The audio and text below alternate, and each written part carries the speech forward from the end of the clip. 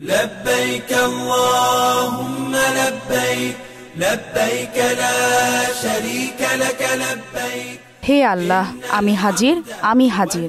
আবেগ ঘন কণ্ঠে আকুতি জানিয়ে ইসলামের অন্যতম স্তম্ভ হজ পালন করতে রাতভর কেউ হেঁটে, কেউ বা বাহনে চড়ে সৌদি আরবের মিনায় জড়ো হয়েছেন।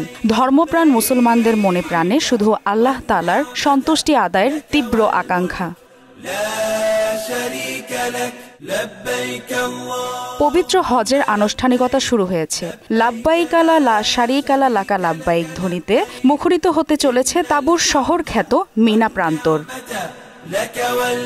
হজ সম্পন্ন করতে সব মিলিয়ে সময় লাগে 5 দিন।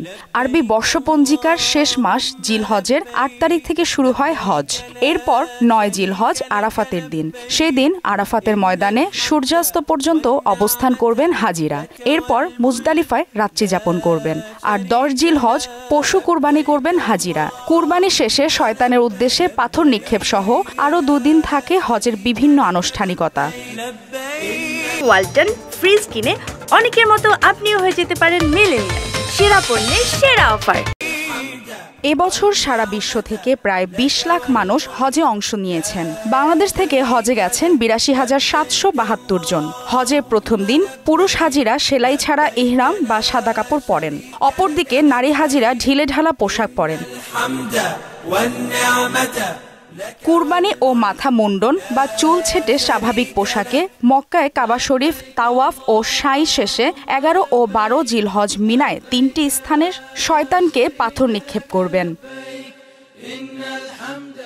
এবছর হজের খুতবা দেবেন মক্কার পবিত্র মসজিদুল হারামের ইমাম Sheikh Maher bin Hamad al Muaiqly. Maliha Chowdhury, Mohona Digital. يخرج من بين الصلب والترائب